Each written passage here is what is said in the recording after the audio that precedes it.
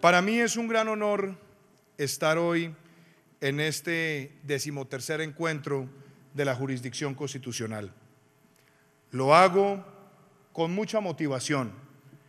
y sobre todo con el deseo de expresar la importancia, la validez, el sentido y la orientación que ha sido definitiva en la formación institucional que tiene esta jurisdicción para Colombia. Mientras hacía una reflexión sobre las palabras que quería compartir en esta tarde, volví al texto de Ferdinand Lasalle, que es una constitución. Quizás uno de los ensayos más profundos y al mismo tiempo más controversiales de su época, que partía de reconocer la supremacía normativa, pero que trataba de ir mucho más allá y expresaba también el sentido de ver las constituciones como un gran acuerdo social, como una especie de brújula de carta de navegación para la sociedad mientras se van labrando los objetivos de corto, mediano y largo plazo. Es en ese contexto que estudiosos del derecho como Michael Sandel han planteado inclusive que en el debate de todas las normas, y por supuesto eso incluye el alcance constitucional, hay constantes debates. Debates que pueden empezar desde el utilitarismo de Jeremías Bentham y el impacto que puede tener esa forma de ver las normas, pensando siempre en lo que más beneficia a la sociedad según las coyunturas, o también el enfoque planteado por Kant de hacer de la interpretación normativa y el alcance de las normas una oportunidad para dejar fijos ciertos imperativos categóricos que deben evolucionar con el devenir del derecho. Más allá de esos debates que seguramente han estado presentes quizás en lo que han sido estos paneles de alguna manera u otra, Colombia tuvo también esos debates a lo largo de su historia hasta alcanzar de manera diáfana en 1991 la creación de una jurisdicción constitucional que no solamente se erige como garante de la Carta Política, sino también como un intérprete que se ha ido transformando en un intérprete dialógico, que ve la Constitución como un marco de referencia y hoja de brújula, pero que no deja de tener el ojo avisor para entender que la sociedad va teniendo cambios y que esos cambios demandan del juez constitucional su capacidad adaptativa para garantizar la protección y tutela de los derechos de la sociedad. No podría hoy dejar de hacerle una mención a Ciro Angarita, uno de los grandes magistrados que tuvo nuestra Corte Constitucional. Ese gran magistrado, en esa sentencia T-406 de 1992, hizo una gran referencia a lo que debe ser el juez constitucional. Lo posiciona como el portavoz del interés general. Lo lleva a motivar en cada una de sus acciones y sus interpretaciones no el peso ideológico, no la formación doctrinaria, sino la capacidad de ver en la toma de decisiones cómo se protege y se garantiza el interés general. Eso que decía el magistrado Ciro Angarita en su célebre ponencia es lo que hoy me motiva a venir a este recinto con respeto y decir lo que valoro el papel del juez constitucional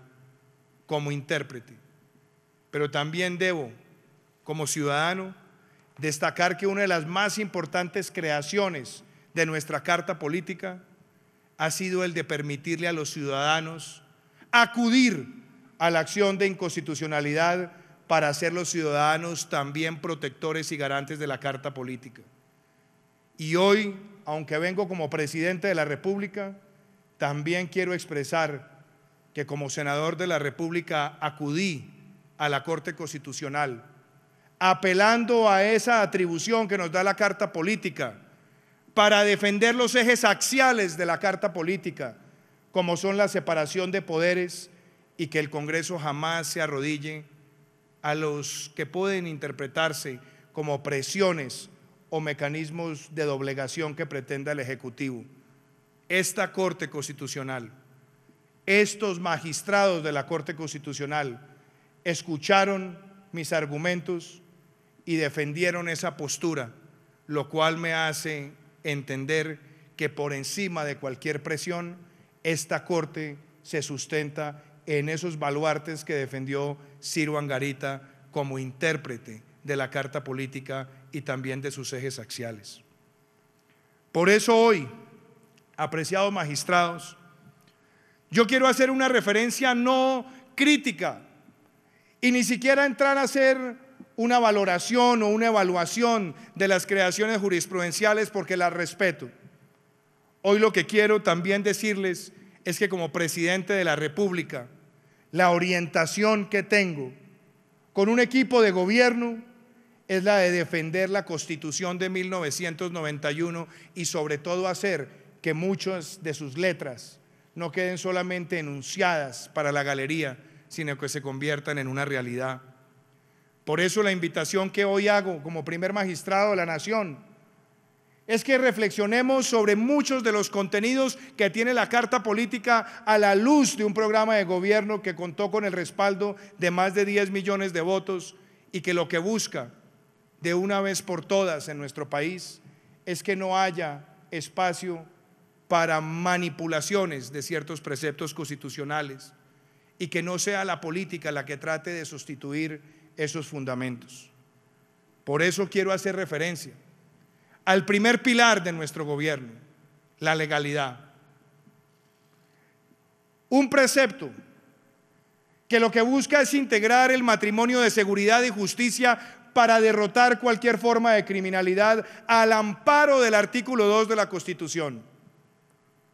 Un artículo que señala el deber que tiene el Estado de proteger la vida, la honra, los bienes, las creencias y también los derechos y libertades de todos los ciudadanos. Ese artículo segundo es el fundamento real de la construcción de la paz, que después lo valida el artículo 22 cuando dice que la paz es un deber y un derecho de obligatorio cumplimiento. Pues que permitan esas dos creaciones normativas, esos dos artículos, permitirle a Colombia no tener ninguna duda que tenemos que, más que nunca, entender que al crimen hay que doblegarlo en todas sus manifestaciones y que en defensa de esos fundamentos no podemos dejar que los combustibles de la criminalidad, como lo son el narcotráfico, lleven a que el país tenga un estado de cosas inconstitucionales. Y hago esa específica referencia, doctor Linares, porque es preocupante lo que ha ocurrido en los últimos años con el crecimiento exponencial de los cultivos ilícitos, que a su vez detonan violencia, le permiten a muchos grupos empezar a capturar poder local corruptor, asesinar líderes sociales, deteriorar la calidad del tejido humano. En virtud del artículo 2 y del artículo 22, tenemos que de manera inequívoca apelar a todas las herramientas que nos da la Constitución y la ley para que en Colombia no tengamos ese estado de cosas inconstitucionales que amenaza la institucionalidad misma. Y es allí donde, respetando la independencia de poderes, debemos encontrarnos el poder ejecutivo, el poder legislativo y, por supuesto, la jurisdicción constitucional, para que esa protección se haga evidente, se haga real y permita derrotar cualquier forma de criminalidad. Esos mismos fundamentos son los que nos tienen que llevar hoy ante las distintas circunstancias y sobre todo ante los dolorosos hechos de la semana pasada, a que debemos todos juntos derrotar el terrorismo. Hace 6 meses, cuando empezamos nuestro gobierno, dije con claridad que íbamos a evaluar lo que había sido el proceso de diálogo con el grupo armado organizado ELN. En 17 meses de conversación que tuvieron con el gobierno anterior, produjeron más de 111 asesinatos, más de 400 actos terroristas y otro tanto de secuestros. Esas acciones, apreciados participantes en este foro, violan de manera flagrante el artículo 2 de la Constitución y violan de manera flagrante el artículo 22 de la Constitución. Y es en virtud de la defensa de la Carta Política y de esos fundamentos que tomamos la decisión de decirle con claridad a esa organización que no entraríamos a ninguna mesa de negociación si no le ponían fin a las actividades criminales y si no liberaban todos los secuestrados, porque en el Estado social de derecho, concebido también en esa interpretación del magistrado Ciro Angarita, la violencia no le permite a nadie ganar beneficios ante el Estado y por eso la tenemos que derrotar. Y por esa misma razón, en defensa de esos fundamentos, quiero dejar claro que no hay ningún protocolo sin fuerza normativa que permita doblegar esos fundamentos de la Constitución y como presidente de Colombia no lo voy a permitir. Son esos mismos fundamentos los que nos permiten a nosotros entender que no se pueden homologar quienes están actuando en defensa de la Constitución con quienes han pretendido derrotarla, destruirla con el uso de la violencia. Y son esos fundamentos, apreciados magistrados, los que hoy también nos invitan a entender el alcance de normas supraconstitucionales que hemos adoptado, como el Estatuto de Roma, para que el desarrollo de cualquier alcance normativo que pretenda el desarrollo de la desmovilización, el desarme y la reinserción debe contemplar de manera imperativa que no queden crímenes en la impunidad, que no se revictimicen las víctimas al ver a los victimarios eludir la proporcionalidad. Y por esas mismas razones quiero decirles, magistrados, que en el alcance nuestro de la legalidad están estos principios. El segundo eje de gobierno en el cual creemos con profundo ahínco tiene que ver con el emprendimiento. Tiene que ver con una sociedad que valora y entiende la micro, la pequeña, la mediana y la gran empresa como una oportunidad para la formalización laboral. Y quiero hacer una referencia a esta Carta Política del 91, que ha sido además bien reconocida en el mundo por darle en el artículo 333 una definición clara a la empresa como función social, en reconocer la libertad económica como un vehículo de transformación social, en entender a la empresa como la base del desarrollo y sobre todo en hacer de la libertad económica el vehículo activador de una mejor sociedad. Esa misma Carta Política, la que nos llena de orgullo, tiene un artículo como el 336 que rechaza de manera categórica los monopolios, o el 350 que habla de la prioridad del gasto social, algo que hoy también quiero reivindicar en el desarrollo de la actividad ejecutiva, porque el plan de desarrollo que le presentamos a Colombia es el plan de desarrollo que más recursos está invirtiendo en lo social. De los 1.100 billones de pesos que queremos lograr de inversión en estos 4 años, más del 45% estará destinado a consolidar ese principio constitucional. Y quiero también, apreciados magistrados, decirles lo siguiente. Hemos presentado ante el Congreso y logrado la aprobación